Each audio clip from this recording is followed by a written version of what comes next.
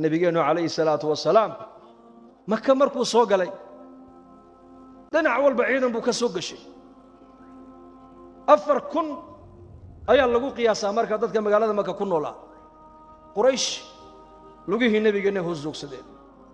markaa buu nabigu ku yidhi maada tadunnuuna annii faacilun bikum maxaad maanta iga malaynaysaa inaan igu samayn buu nabigu yidhi quraysh waxay nabiga dhib u geysteen la og yahayna waa qoran tahay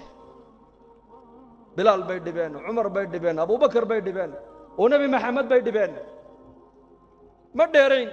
6 sano ka hor 8 sano ka hor bay ahayd qiyaastii maxaad u malaynaysaan